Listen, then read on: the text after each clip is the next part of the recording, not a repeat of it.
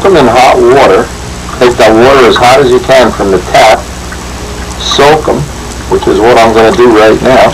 Get out all the old ink. This guy doesn't like planes, or he'd know. I could get him to come over here and do some stuff for me. But actually, he knows about this kind of stuff. Not interested in planes, but he knows about pens, and he said this will work every time. Hold them under hot water until you hear a click. Now I can feel that click. Keep running it until the water runs almost dry, almost clear. Now, I just happen to know another thing. The last time Jeff Stifle bought a bunch of these pens, the sets were like on sale for half price, and I didn't even want to buy one. Now I go to the store, and a set of these pens is like $90 or something, so it gives me some religion. Right, I'm going to pull this piece of the pen apart, too. Clean this out. Fill it up with fresh ink. And let's see if we've learned anything. This absolutely is the biggest pain in the ass. I would rather be mixing paint and not having the paint job come out the way I want. And this stuff makes me crazy. Imagine doing this for a living. Oh, hard to believe. Anyway, I'm going to go give this, I'm going to put some ink in this pen and give it a try. Now, Joe told me another thing to do here is not to grab the tip of this with a pair of pliers like I've been doing. Makes sense. Since I've been using a wheel, the little wheel comes in with the pen kit. It's still a pain in the ass. Okay, this is still more work than I'm happy with. Give me paint or give me death. Alright, get this rinsed off. Now, if you can hear that little click, it means the ball is working. Let me clean this off. Oh, what a mess. This might be one of the ones I busted up with that, trying to get the pliers off. Dusty, you might have been right. We'll give this a test. There's another, I don't know, not a trick, but try to get some of that ink down in the tip. Oh my God, Joe, you know your stuff. I can't believe it. See, you can learn, here's a point here, I don't know, it's not a good point, but you can learn from people that, you know, this guy has no interest in airplanes, and yet he knows about pens. I'm so impressed. Anyway, this works like a charm. Alan Beers, be my guest, man. That's a tip worth its, well, these pens are $17 a piece right now. I got 6 of them here. It's over $100 worth of pens, and if they dry up. Now, believe it or not, one of the things I learned from this is when I'm done inking this plane, I'm going to take these pens and soak them in water, take some compressed air, blow it all out, do just what Joey suggested. And I hope I never have to go through this again. I'm going to clean all these pens now. And I'm ready. Tomorrow is going to be ink day. We're going to do some inking. So, we'll see you then. It's unbelievable what a pain in the ass this is. I hate ink.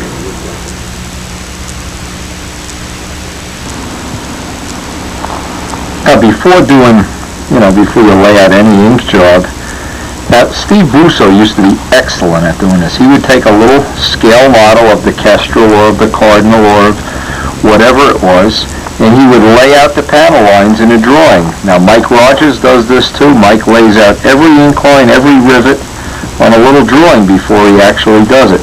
Now, I don't really have to do that. I don't really want to spend the time right now because of all the other renovations, but you can see that one of the things I want to point out here, these panel lines, this is on a Spitfire, and these panel lines, a lot of them are different. So we really, because we're doing a fantasy plane, we can pick any set of ink lines we want.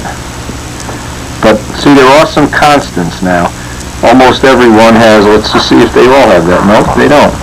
But you can pick out whatever you think the rudder lines should look like, these panel lines, the lines behind a turtle deck, whatever.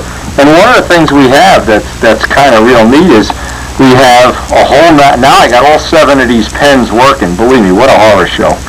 Got all of the pens working and the thicknesses of the lines. Now, one of the things you can always do, you can vary the main lines as being heavy. Now, see, these are Zeus fittings here. We can simulate them. Some of the light panel lines you can do, let's say in a smaller pen, a 6.0, a 5.0, a 4.5. The bigger the number, obviously the wider the line. So we have a lot of choices. You look at how many different rudders there are on Spitfires and how many different, this one has no. We have a lot of choices here, so we can pretty much go right down the line, and I'll keep this book handy. This is an excellent reference book. So I have a little idea I want to lay. Number one, like with the heaviest pen I have, lay this line out, which all of them have. This is the cowl forward line. This is actually the firewall. Then there's a top line. So this in effect cuts the top apart, and this is a panel they can take off to access the engine. And of course the bottom one, which lucky for us, our cowling and this brake line look almost identical. Not exactly, but almost. So we'll be able maybe to use the cowling line as one of the ink lines. But laying it out in your mind is always a good idea before you actually start. In some of the various wing, you can see where they have reinforcements around the aileron hinges, where they have gun blisters, various access panels where they get in to check things, cable adjustments and stuff. Knowing what the real airplane looked like is going to be a big advantage here.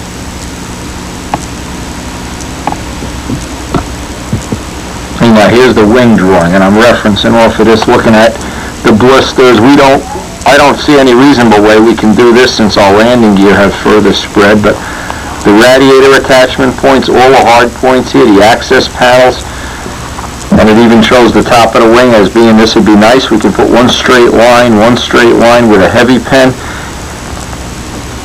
There's a lot of choices here, and nothing to me looks dumber in the whole world than some of these people that just put an ink line here and there in a box. And you know why I know it's dumb? Because I used to do it. I used to go buy a thing for architecture, and here'd be a couch, here'd be a toilet, here'd be a septic tank, here'd be something of Big Jim's belt buckle or something, and then connect all of that, and it looks so terrible. Knowing what a real airplane looks like is a big help. It'll always have a break point on the firewall, always have a top access, no matter what it is, P51, whatever. Hatch lines, I want to simulate Zeus fittings. I want to make up a little template for Zeus fittings. This is not something I want to crank out in one work session. This is probably going to entail a lot of work, maybe more than I'm really willing to put up with. But the bottom line is, when I'm done, I want to have something that's just a little bit nicer than, the average ironing board. There's a close-up view of some of the little hatches and trim tabs, the rib spacing, access panels. The later model Spits. Again, this is very easy to do to simulate that cowl line. Actually, if I wasn't looking for the maximum, if this was more of a scale plane, I would have used this as the cowl part line. The only reason is I wanted to keep it a less of an angle. It runs through the exhaust and the needle valve, so that's an advantage. And also, it'll definitely be more rigid in the nose section, the way I have it. This would be like a Bombay door. And always, the smaller of a cowling you can make, the better. This has the real nice rudder, all the rib bays, the panel. Again, laying out the ink, you just don't want to start putting shit on a wing and without making it look realistic. And especially this one, I'd like to combine and make this ink pattern as real, if I possibly can, as realistic as possible. Well, look at a Seaflyer here. I just love this, how all the Zeus fittings around the whole thing. Another nice one. Joe, I know, likes these big blisters.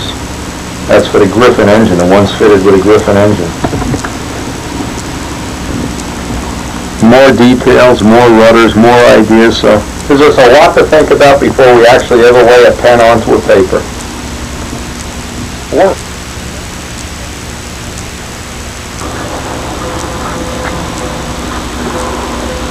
Now today we had more excitement. There's never an end here in this shop.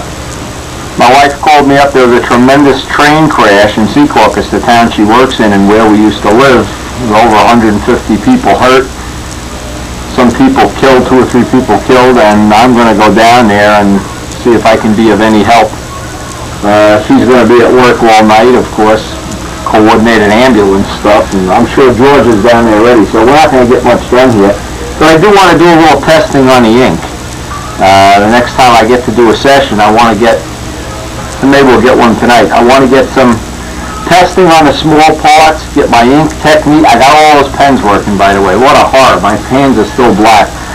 I want to get some of the ink started, and we're basically, depending on how many delays, we're ready to start the bedroom. We got to check this thing out with the ambulances and the fire engines, and everything's just chaotic. So when I get back later, I'm going to check out these pens. I got them all working. It's hard to believe.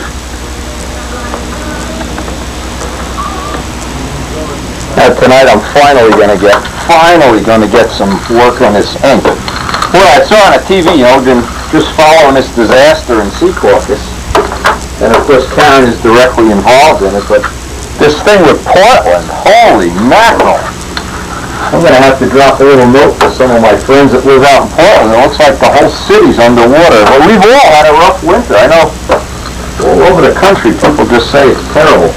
Anyway, I want to start tonight. I only have a little bit of time. I'm going to get to do a little playing with my ink pens. First thing, boy, I have done this many times. I have gone and put something flat on the table and had a little dot of hot stuff, and you press down doing your ink work, and you get a little dent. So I want to be real sure the table's perfectly clean, no dents. Get some paper on there for a pad, and get ready to start laying out some ink. Now it's good to always start, of course, on the bottom. Even if you screw this up, it won't be a problem. Hey, by the way, this is another quick thought. Because we already have one coat of clear on here, if you don't have any clear, that ink really tends to get into the pigmented paint if it's chalky. So I'm really thinking here's even another advantage while we're inking it. I want to just touch this with 600 paper and then wipe it with M600 first, the first step. Okay, just a little defuzzing here. And it's lucky that we have this. Of course, if you have any, I got some little spit marks from the gun there. Any little spit marks you can get out now. You don't want to be sanding if you don't have a coat of clear on it. If it's raw, or let's say you just have, especially if you have the pigmented paint, you want to just be real careful. Best if you have that coat of clear on. I think that's going to help.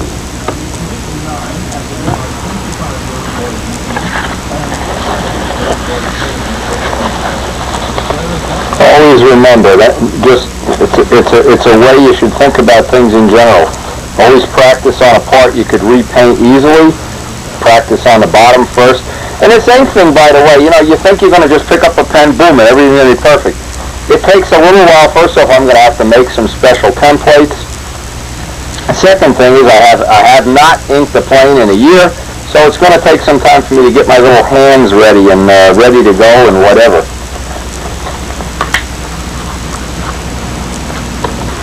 The first thing I always try to get all my stuff ready. Have some Q-tips ready, some alcohol, there's isopropyl alcohol. Get a little pad where you can start to lay the pen out, get the pen to start flowing, so if there's any old ink in the tip, or in this case, a couple of shakes of the pen, get it flowing, get some nice lines started, and then I have to make up a template. The first thing I want to do is make up a template for the elevator trim tab, so that all four of them will be exactly the same.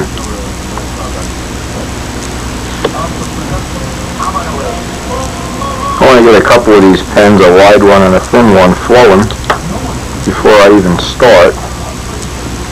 Get the various thicknesses of lines so I can first obviously make the line thin, and then if it doesn't look right you can thicken it up. Now over the years I've accumulated more bullshit here. All of these drafting templates. Some of them have a little notch in them, so that you don't need to lay tape on the side you're not going to use. But if you don't, you can't lay this flat onto a thing and ink it. The ink walks underneath. You have to have a couple pieces of tape a little bit away from the edge, and the purpose of that is that the ink doesn't run underneath. So no matter what you do, you either have to buy templates. These are all patterns from all Cardinals and who the hell knows these are. Let's see if I can show this really up close. This has that little relief. If you have templates with that little relief, you'll be in good shape. But if not, you've got to put it in there. Now, I also have some real nice flexible rulers. You see I put tape on them just a little bit in. This is one that Bob Martin set in. I have a whole template in. You really don't need this many things. This is like a lifetime supply. Have some crazy lettering things, and some of these that have angles on them, and I even have more than these if I looked around. But you really don't need this many. This is certainly enough. But you want to practice if you've never done this before, and I'm assuming some of the people that want this information, have never inked a plane, and they need this information to get the first time it's not too frustrating. And save all your old templates in one box. Well, one of the things I'm real good at, and I know I am, I have a big ego problem, number one. I know how to get things organized. These are all my retro sets, and you can see a lifetime supply of doing this. I have done a million retro sets.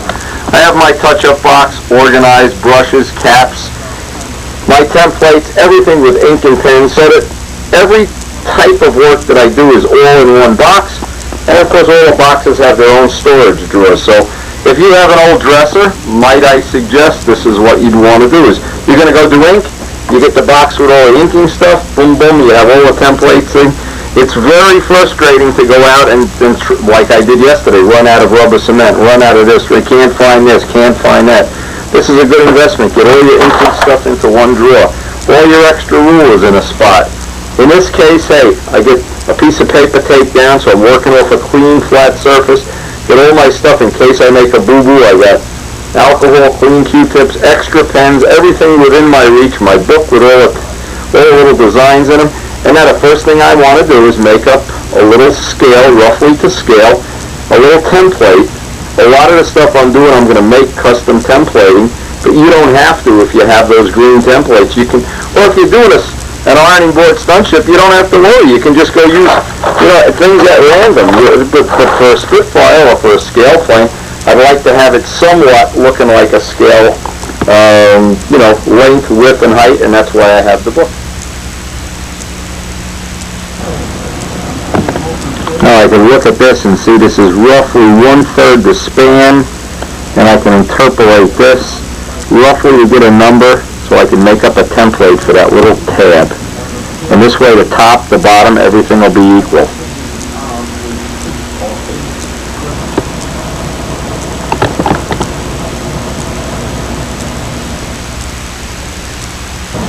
Well, one of the best materials to use for this is good old-fashioned 64th plywood scraps. Again, I'm looking at my book, trying to just picture this in my eye, how big this should be. I'll cut this out with a scissor to dress the edges off and put tape on it, and I'll have a pattern here.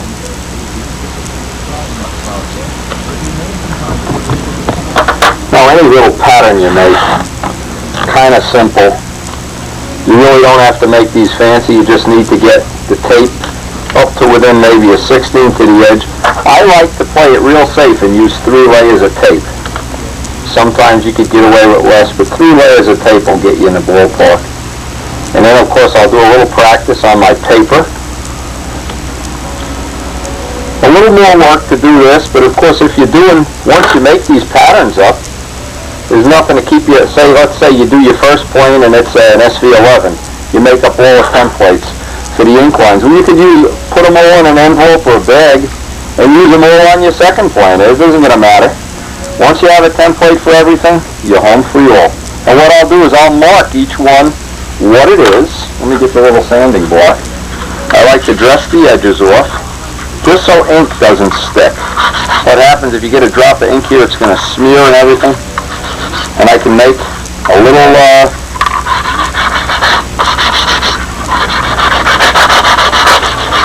I'll put a little note on here what exactly this piece is. Now I'm holding it parallel to the second hinge. I'm trying to hold the pen as vertical as possible and not press down any harder than I have to. Now it helps me a lot when I'm doing ink to have one finger on the table.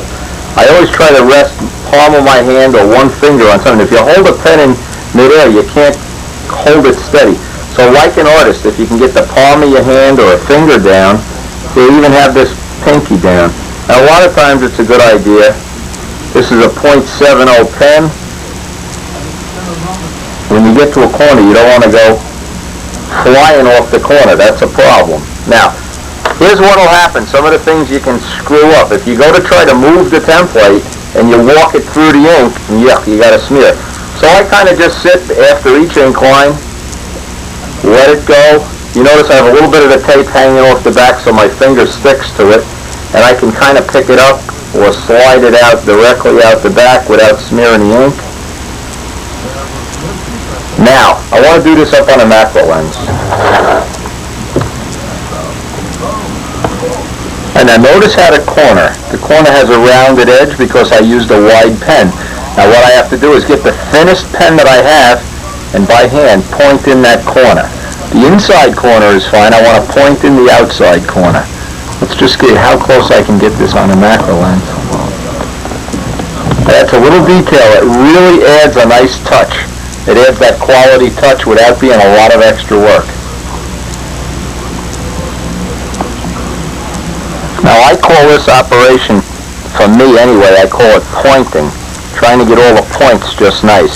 It's difficult if you have grease on your hands, so I try to wash my hands every so often. My hands are pretty beat up from working outside, but you try not to have dirt and grit all over your hands.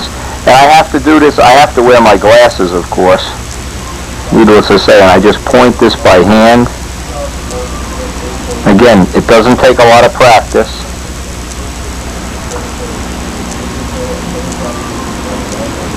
I try to get the corners pointy.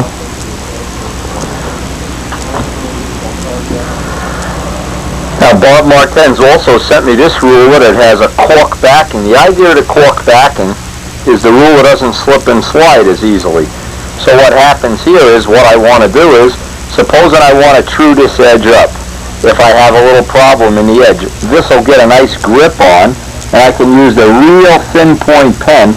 And I suggest if you go out, if you're going to ink a plane and do it seriously, buy a set of pens.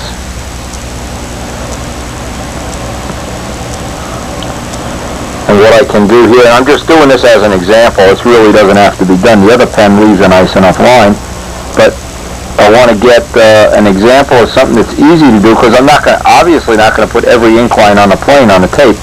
If you see how to do one of these deals, I think you can figure the rest. Oops, I just let the ruler slip. Yeah, I think you can figure the rest out. Now, even if it slips a little bit, you just make this line just a taste longer, taste wider. Nobody will ever know. By the way, that's why you do the bottom first. Go right up into the corner.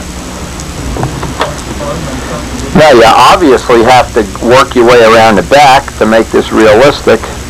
I like to use the thinnest pen possible to get that line around the back. Thinnest pen, this is what the hell is it, a 2.5, 0.25. This gives me a reference for lining up the template on the top of the wing. And of course, a little patience here.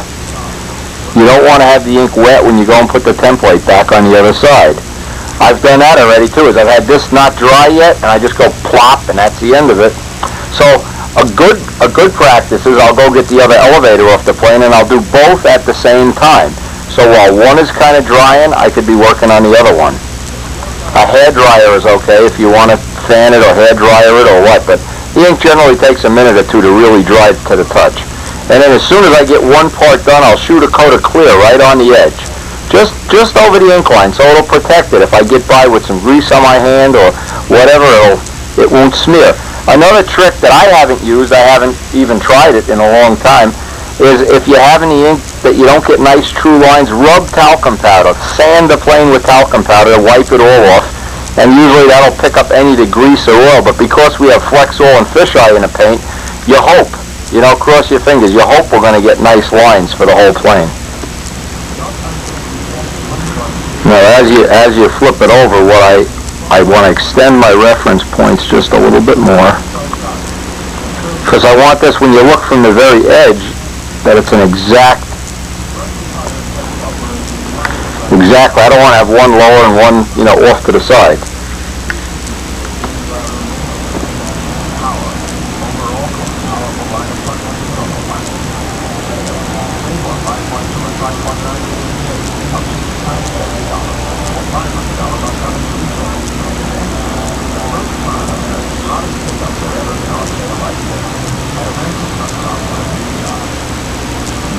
You notice if you go back through an incline the second time, any little irregularities or whatever will come right out.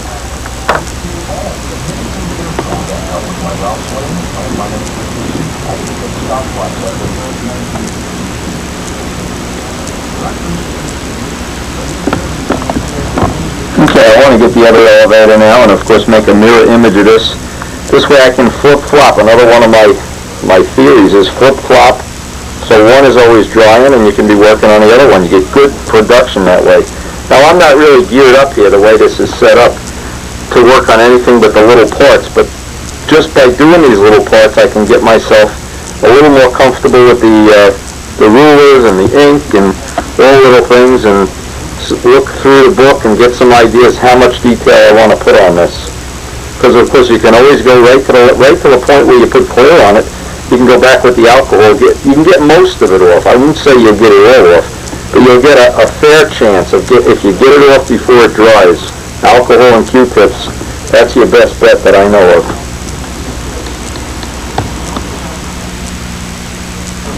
See, one of the things I remember I've used from time to time is this router pad. And there's nothing but a piece of rubber, really. I want to find which side is the cleanest. And what this router pad does, I guess during all application, not only when you're inking, make sure that's dry, it holds the piece in place for you. So this is another handy thing when you're inking.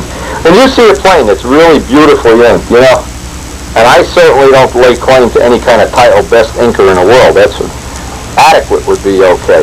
But there's always a lot of little tricks. There's a lot of little things that'll make it easy for you. Not going to make it that it'll go by itself. It'll make it easier. This little router pad, having a table clean, a lot of little things can go ahead and help you make the most out of it. I'm just cleaning this pad. This thing's been sitting in the closet for a long time. Little M600.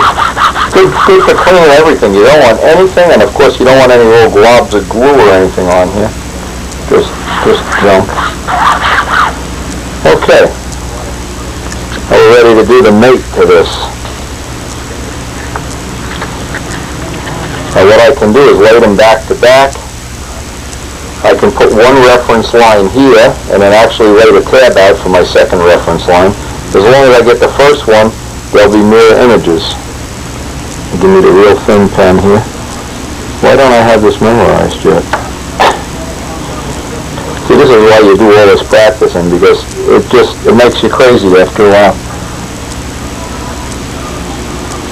That gives me my reference line. Now I know if I lay that tab out, it's going to work perfect. It's going to be exactly in the right spot.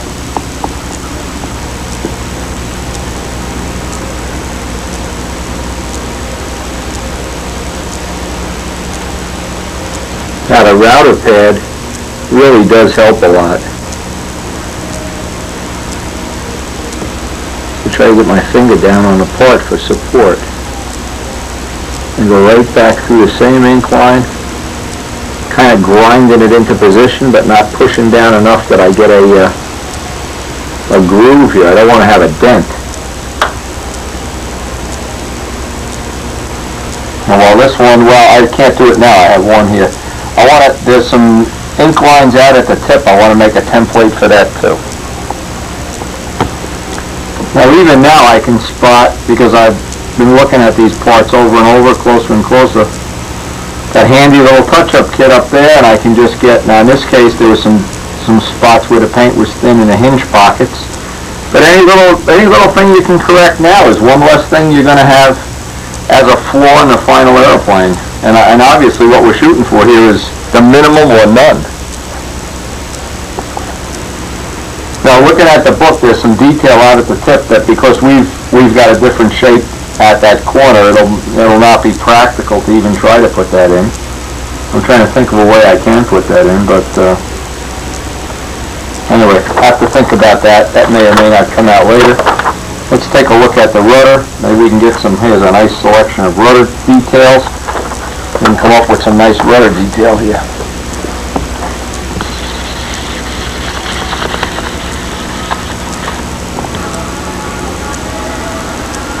Now I started the rudder by laying out the tab almost identically to to the elevators. The elevators are ready for the clear.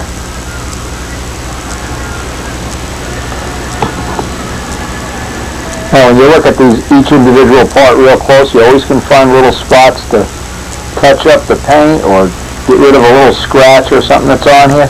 Try to get them as nice as possible.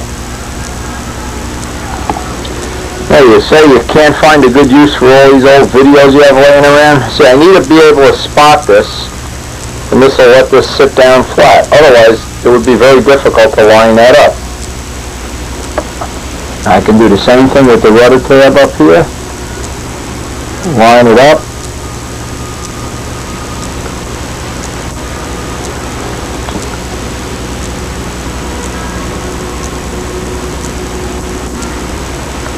Yeah, you son of a gun, don't you move.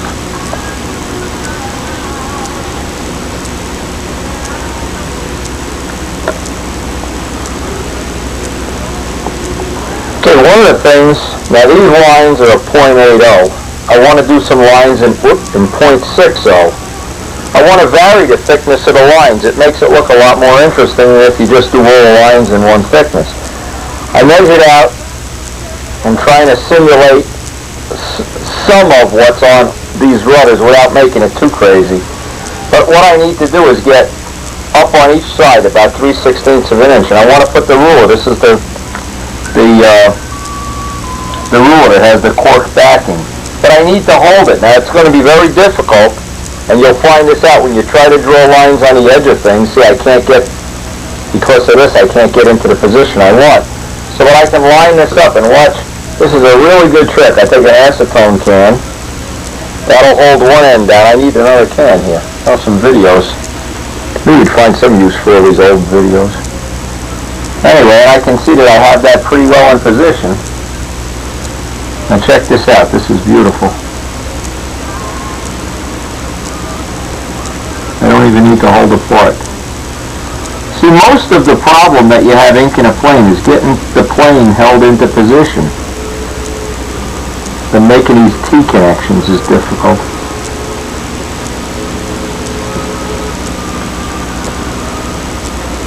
And of course the most difficult thing is to wrap a line around the end and have them both meet.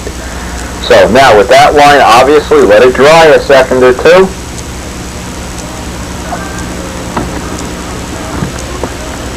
Now here's just some of in the development of the Spitfire, some of the various, this is the rudder that we're using, by the way. And I want to have these lines on here. They simulate the ribs because, of course, this was built up. But I don't want to have them, you know, like in a way that this really isn't ribs. So I don't want to have this broken line here. That doesn't do anything for me.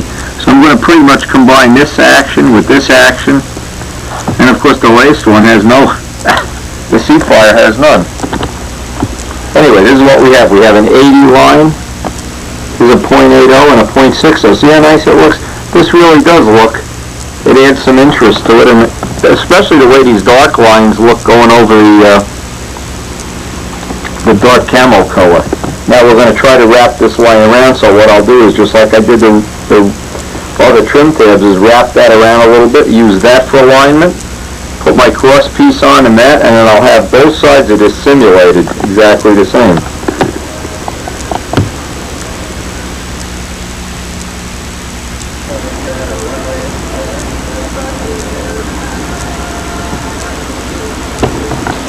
Now I want to simulate those ribs, so two of the things I did, I took a thin machinist ruler and a thick one, of course both from Bob Martin's, and I want to look at if it looks more realistic to have the wide ribs. Yeah, it looks better with the wide.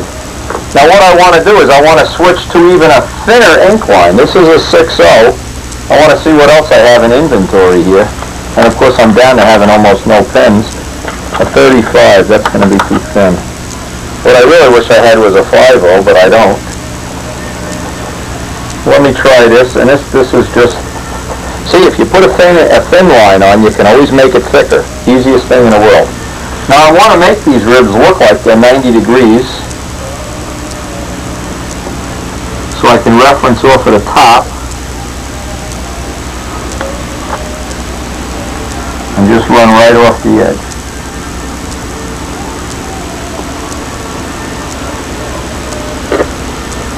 Yeah, now I have a 6.0 and what the hell is this, a 3.5, okay.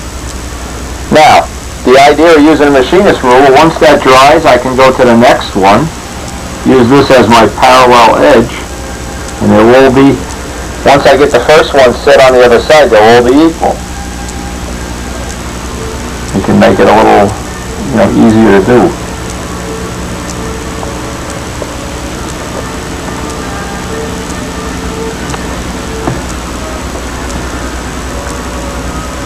Now the other side will be a lot easier because I won't have to deal with this thing being up on the videotapes. Kind of a pain in the ass. Now I thought of a way of even beating this system. I could cut off a piece of that router pad or put a hole in it so that I could put the router pad up over this and drop this in if I wanted to be a little more aggressive about this. I think this will be the only piece I have to deal with like this. But believe me when I tell you, that's half of doing good ink work is just getting everything in position so you can ink it. Inking it is really not a big deal once you have everything in position. And it's really a big help if you can get one of your friends to come over and help you. Now, of course, all my friends, they come over when they need something done, not when I need help. Sorry, Jimmy. Now, actually, everybody's busy today. And I actually enjoy the challenge of trying to do things on my own, not depending on other people to help.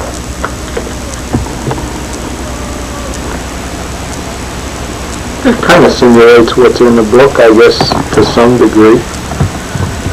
It's certainly not a hodgepodge of things that wouldn't exist, of boxes and circles and stuff. So, obviously, I'll flip this over and do the other side with the same size pen. And I've got 3 different thicknesses of ink lines on here, so I think it's kind of looking a little bit like what I had in mind. Now, one of the things, I guess, no matter how carefully you're going to wind up with is a little bit of ink. In other words, here's the 2 lines come together, and the line will be like that. And you want to get that little piece of ink off. So what I do, I try to get a brand new X-Acto blade and just pick away at that corner little by little. I'll do some of these on a macro lens when I have some that I can't get this thing jigged into position. And there's one down here. But any of those little, I call them tails. It looks like a little tail of ink that doesn't want to just sit where it should. That's a good way to handle it.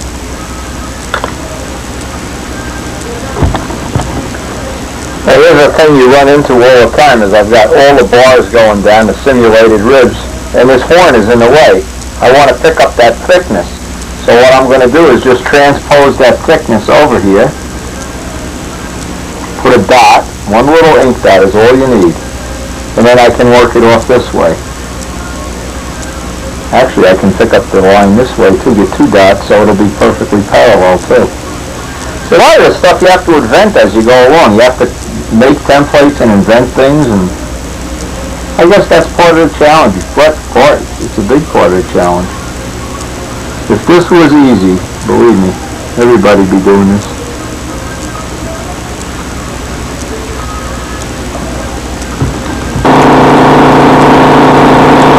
Now we'll run out, get a coat of clear on this, and that'll protect all the ink lines and the elevators, so this can be drying while I'm working on the next pieces. Because we only, at least for right now, only have to deal with this little tab. I'm just going to spray this area here and then get up, remember that selective finishing thing, and try to get as much of these lines as possible, and maybe the edge. You'll see what I mean by selective finishing. This is one of the reasons some people's planes, wind up weighing 7 ounces for the finish and some 25. Because I haven't put any out here, just over the ink line and over the edges and this edge here. That's all that I'll need now for this coat.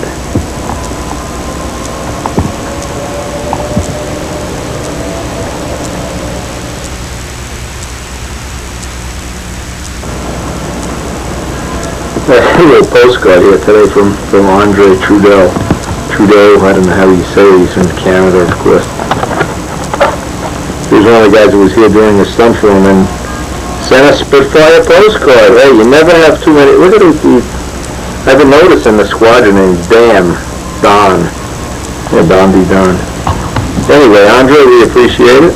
A nice Spitfire picture. I'll put that up on the wall with the rest of my collection. Never have too many Spitfire pictures.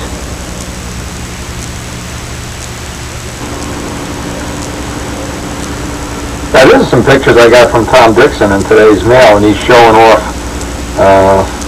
this is his new plane. It was second at the King Orange. There's a real nice picture of the nose section and the pilot. Really nice paint job, too. Tom laid him off with. I'm reading this off now, 13.5 Y&O and Russian spinner, which I'll have in stock soon, I hope. I'm going to order some from Tom today. Small pictures of the plane. This is a copy of Kalashnikov's World Champion plane, the one that won the 88 World Championships. Pretty close copy. Looks like the only difference I see is the chipmunk canopy. Really nice paint job too. The motor is a Vono Breathe 60, 650 square inches.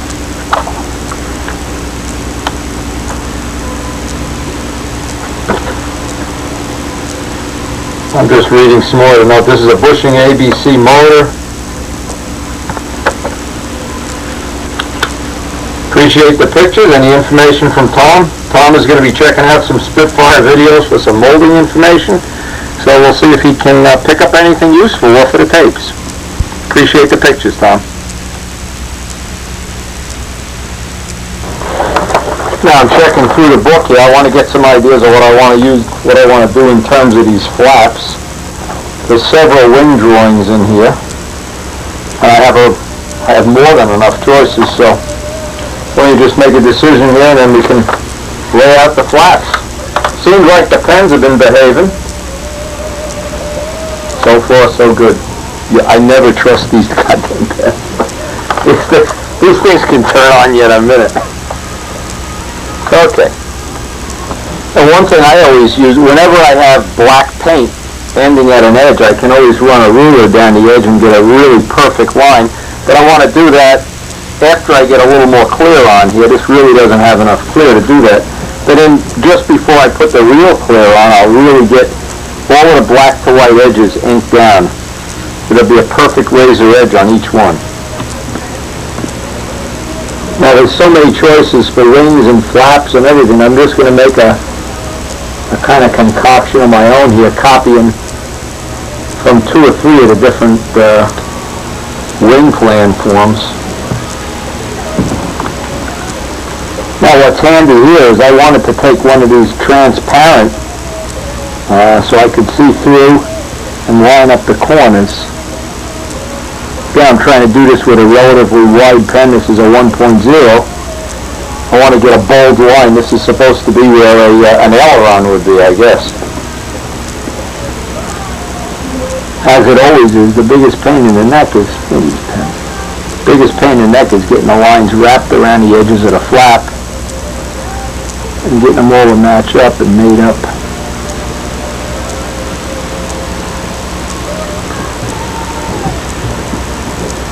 Now that's basically what the aileron would be on a real Spitfire, and I want to, after this dries, I'm going to make a template for the hinges. There's some kind of unique looking hinges in there, but what I'm going to do is get one flap going and get the other one, where the hell is it, over here. Get the other one going so I can be working on one while one is drying. I could be working on the other one.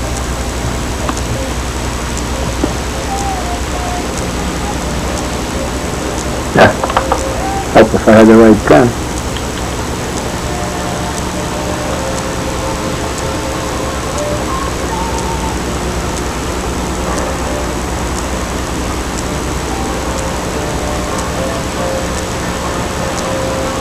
Now, like all semi-scale stuff, this is really an interpolation. You can't use a scale ink line on a wing that isn't a scale size and shape.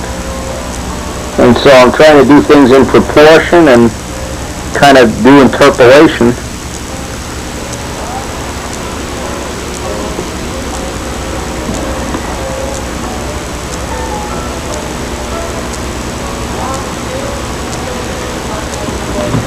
Now this is just a typical thing. You can make a correction. If you see right here that ink hit a little bit of a high spot or a whatever, if you let it dry, just take an X-Acto blade and just scrape real easy. Pick it up as you go. You can get that perfect. Now it's always hard to get nice corners. I'm trying to do this through macro lens, so bear with me. Oops. But again, if you overdo it, let the ink dry and you can just kind of get it right in position. Just a few minutes ago, Karen got home from that train wreck. So I don't think we have much. I'm going to try to finish up the flaps, and that's going to be it for tonight. Anyway, I want to lay this out. Now I have the edges wrapped around. If you don't wrap them around, you'll never get them right. Even though you think they're going to be perfect, the best thing is you've got to wrap them around. And when they don't line up, boy, does it look terrible from the, from the point of view. If you look at the plane and here's this.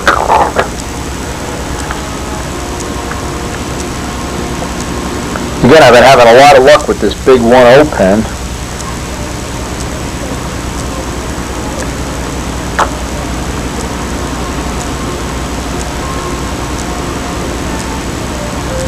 A lot of interpolation here. There's a lot of things you just need to, I guess fudge is the right word. And being able to fix the little mistakes you come across, even more important. Because as always, if you can fix the mistakes, you don't have to have any anxiety about if there's something not a little not perfect, and you can fix it, who cares?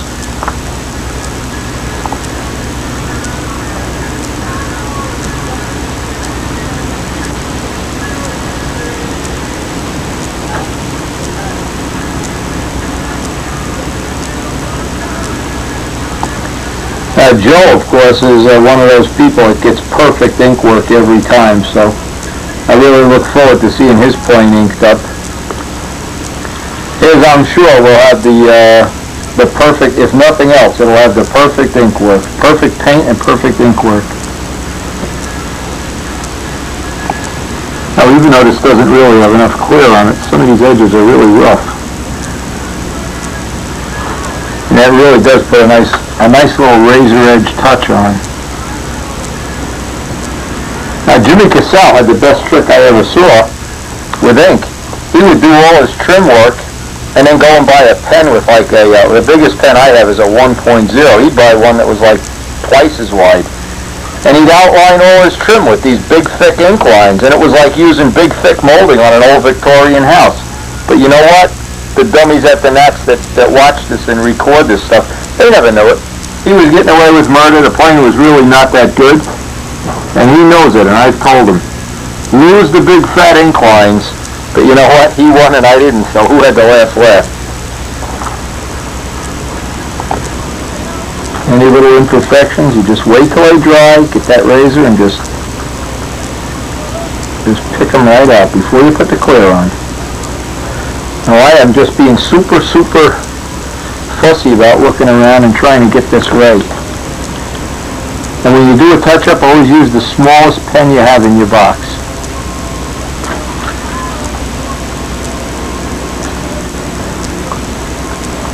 I guess that's pretty good. You see, these are actually aileron hinge supports. And I want to try to simulate them if I can. Then make up a little pattern, and using a thinner pen, so that actually the bold outlines are the biggest pen, and then everything else is in a smaller, thinner pen. Now I want to put a real nice hole in 64th plywood, so what I did, I just drilled a hole. Of course the edge is all ratty. Then I have that tool that Uwe Degner sent. I can just grind the rest of it in real slowly, and I'll get a nice edge on that hole.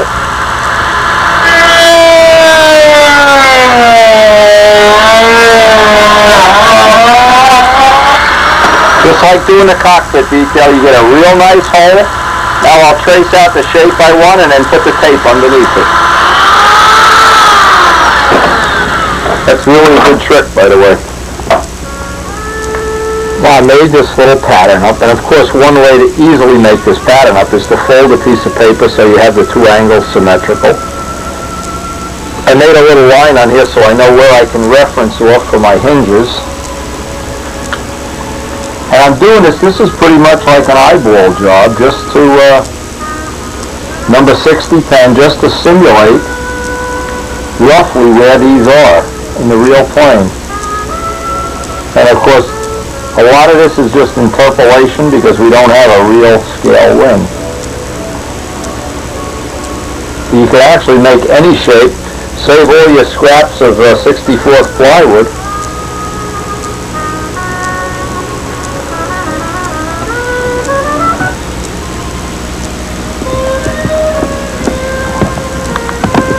These actually are bigger than scale, but I'm trying to pick up the details that I can see in here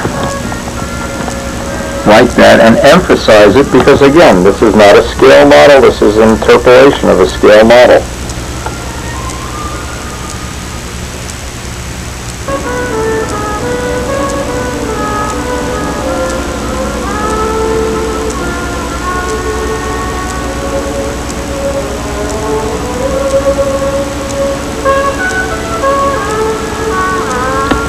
I just happen to have one here that kind of simulates the other half of the hinge, and it's not on center, so I have to figure this out.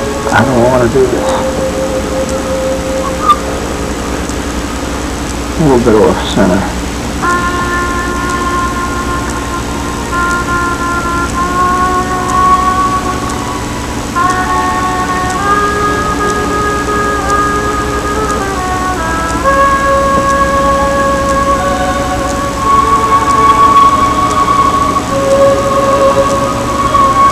Just one of those handy little tools to have, whatever little details you might or might not be able to use. And I'll try to simulate the same thing out on this side.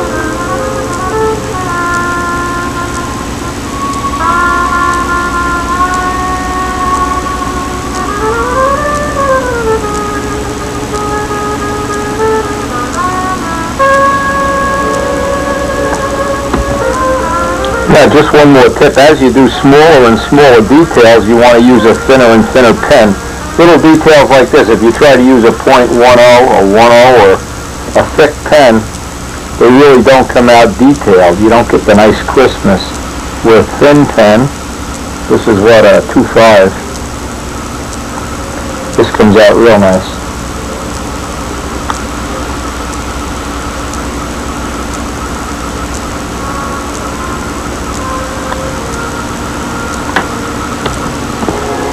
These are obviously offset. This is probably the mount point on the real plane for the hinge. Always trying to hold the pen kind of vertical because this is so thin it really comes out nice. The thinner the line you can make, of course, the nicer it'll come out. Now this one I have to interpolate. I can't fit the whole piece, so what I do is I'll try to get half of it and then move this down, and that's as close to scale as I can reasonably get this.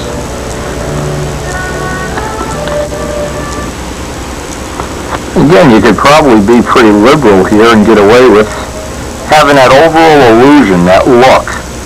And there will always be some little angle or corner that somebody will identify as, hey, that looks like a Spitfire. Even a Mustang, when I did the Red Baron, I tried to steal some things that looked like they belonged there, but they really didn't. And yet, from when a plane is out on the runway and it's sitting there, it definitely has that overall look that you're looking for.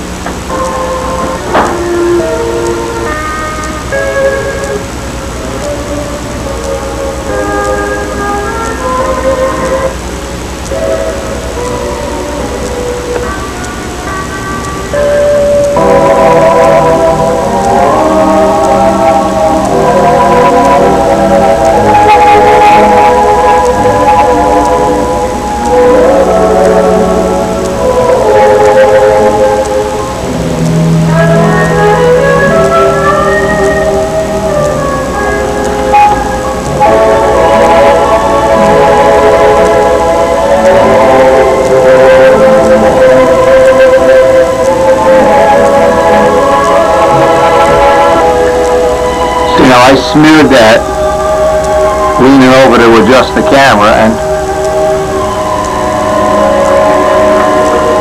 nobody has to know.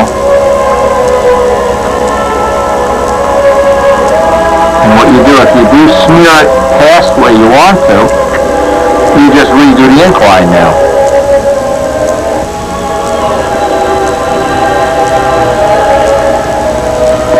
And the first thing here is I want to square this corner off. I have a little tail on that one. And then I want to get 90s on all of these.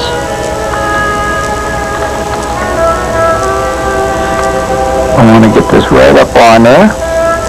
What you do, you work this end down toward the ruler, just let it hit the ruler and walk over.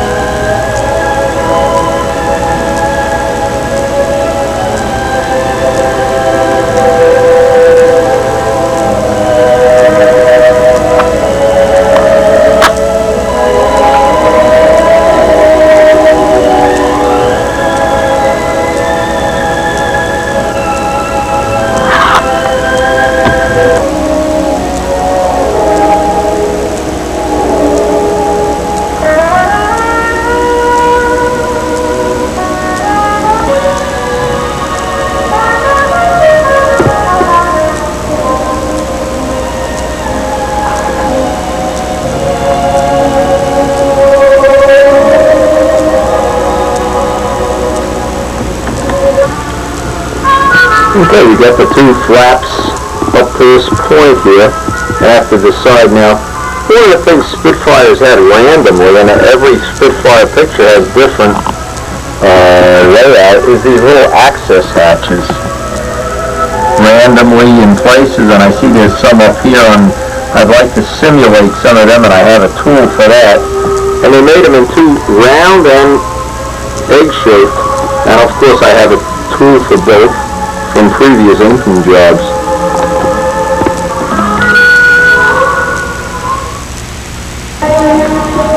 Now I'm just finishing up the flaps with some small details with these little boxes that kind of are in the, not exactly in the scale space, but they're close. Again, the thin pen so that it'll simulate.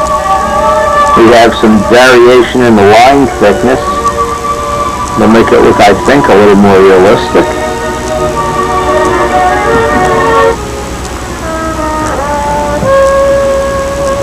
Just finishing up these details here, and I'm going to get a coat of clear on this, and that's going to be it for tonight.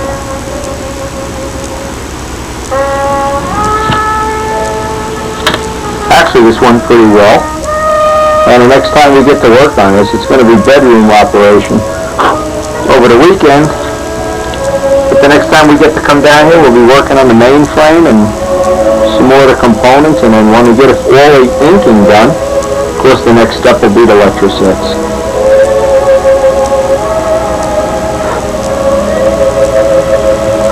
And if you just pick up a couple of these basic skills, I guess you can pick it up with your eyes. You don't even have to.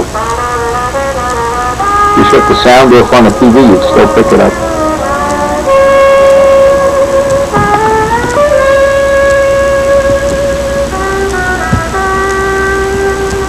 Now the secret is always, if you don't know how much, a little less is better than a lot.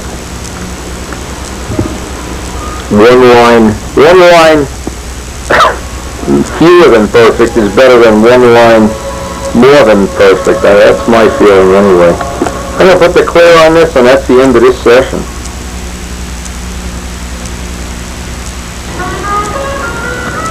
Now it might be a couple days before I get to work on this again. But one of the good things is in the meantime I can be thinking about how I want to do this. I want to outline all this lettering. I want to somehow incorporate as many of the main inclines into this mainframe as I can. I have some work I want to do on the radiators, and I have all those electrosets. So we're looking at a good couple more days of work on this when we get back to it.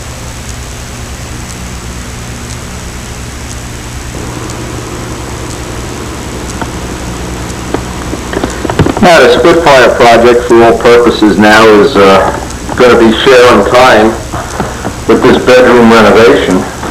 Anybody that's ever bought a 100-year-old house knows what this is like. Wires all over the wallboard, big chips out of the plaster, cracks in the walls. And of course, what I anticipated here, this was really funny. I didn't know they still had the old ceiling, but you can see they had gold wallpaper under this ceiling here. I started ripping the ceiling down this morning. Holy mackerel, there's another ceiling. So I don't know if I'm going to be able to plaster it. No idea. But one of the things here I am going to be able to do, I'm going to spackle and sand till the cows come home. You can see all the holes in these walls. My God, it's a mess. Anybody has an old house, there's holes in the molding, holes everywhere. The things are all ratty and falling apart. And anyway, while we're doing that, of course, we have to live in the room. We have to cover things with drop cloth and falling upon us. There's another snowstorm outside, and it looks like we're going to lose another day here. Good news, and this is something you can put right to use. Because of time management, all the spackle on the upstairs room is being cooked and dried out with the same heat in the house that's been drying out the finish on this guy. Now, what I'm going to try to do, I went through the mail today, and there's several things to put on a video that I want to put in. Bill Zimmer sent in a whole bunch of Spitfire stuff. I'll use that as a title on the next tape. I got a real neat little tool from Larry Shoemaker, and I'm going to put this together and put this on the tape too. It's pretty much the same as the Walt Russell tool that we use. This one looks like a little bit more sophisticated version and has a little bit better finer tuning, but it's basically the same thing, and it's definitely a usable thing. By the way, Larry's been watching all of these videos and checking it out, and he's very excited about building a new plane and everything, which obviously is the purpose of the videos. So that's another new thing. But there's a cool thing I wanted to mention. Now, everybody that's watched this for years and years know I make little Christmas ornaments every year with all the Midley's plane and whoever's plane. Today is Carlos Serra's birthday. It's Valentine's Day. And what I did, Carlos, of course, just moved. He's in a new house, and he doesn't really have a place to work yet, and he's getting a little itchy to build. So we made a little surprise party for him. He doesn't know we're having a birthday party tonight at one of our favorite restaurants. And we're going there with the idea in mind it's Valentine's Day, and on the dessert, I'm going to have the waiter put this little, I'm going to write Happy Birthday Carlos on this little plane. But it's a cute little thing you can do, you know, if you have some friends in the hobby like Carlos that are just jewels, and you want to make a little thing out of a piece of scrap plywood or Christmas ornaments, that's cool too. But that's not what the video is about, and that's not what we're doing. It's about ink lining, and what I want to do, I'm going to try to get a little wet sanding on this because we have clear on it, get this smoothed out a little bit, and I have to jig this up so the plane is laying on its side, and I'll take a ruler and I want to go around all these edges, outline all the edges and try to clean that up. I really don't have a full day to work on this, but thanks to the snow outside. But I'll try to get some of that ink work done, and of course try to get as much of it on this tape as possible. And whatever doesn't fit, we'll get on next one. Then we want to get into, and we're going to get into it, into some lecture sets, and I did buy them already, and then of course the final clear.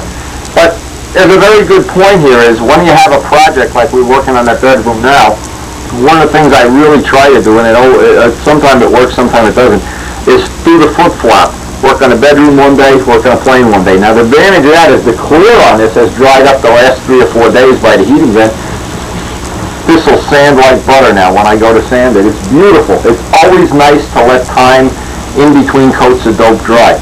When you go to ink soft paint, I purposely wanted this to dry a little bit more than normal. These edges don't jump right off. They kind of get mushy and flushy, and when the paint is hard like this, boy, you can just knock that edge right down, get in there with a pen and like Zorro and put the lines on. Anyway, so without wasting any more time, let me get this jigged up and try to get some ink on it today anyway.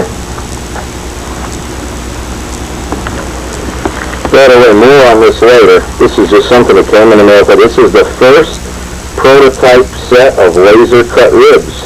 And boy, I tell you, I went through these last night, I laid them up on Busso's plans, and these are so accurate, it's disgusting. And I know Busso made that from a real set of ribs that I use, so I know it's real accurate.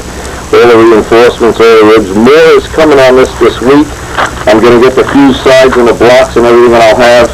Before the end of the week, the first prototype kit will be going out of here. Uh-oh, right here, President Nixon. Let me go see what Nixon wants.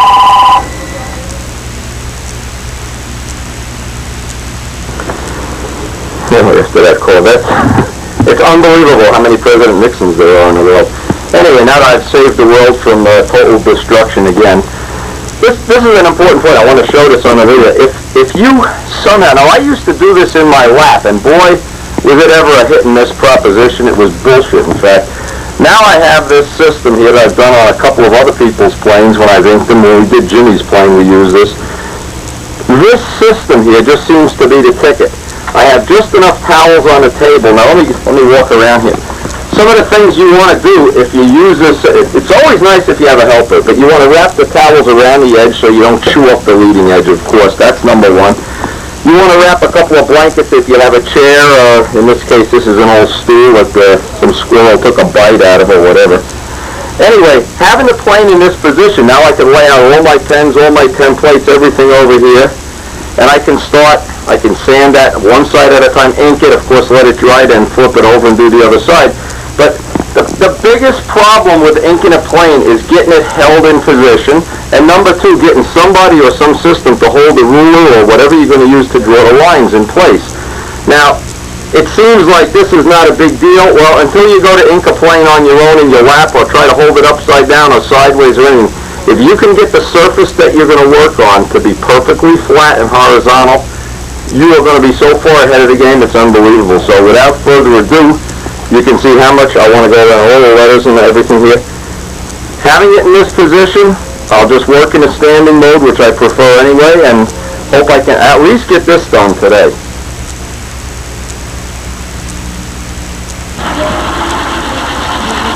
I just want to do the minimum. The idea of scuffing it up is to break the edge. Get that little high point off of there if possible. And that allows the ink to sit down nice and flat. And believe me, without even realizing it, putting that coat of clear on here is really a big help now, because if I was doing this without clear, I'd be picking up little spots of yellow and black and white and take a chance on fading in all these edges. Ink is the biggest. Ink is like molding. And by the way, we're ready to do the molding on the upstairs bedroom. Kamara George is going to take a day off of his project. And we have that compound miter saw, but boy, what a beautiful tool that is. Anyway, I'm going to try my hand at doing some Victorian molding up there. So right now I want to do Victorian ink lining. Now, any lettering, even if you do the lettering on the wing, if you can outline it with ink, it'll look so perfect. The edges never really come out perfect, even at least on my jobs they don't. And the ink really adds a nice final touch, like a picture frame, a molding, whatever. Now I'm trying not to use M600 here. I don't want it to drip around and get the blanket all gizzed up. So I'll just sacrifice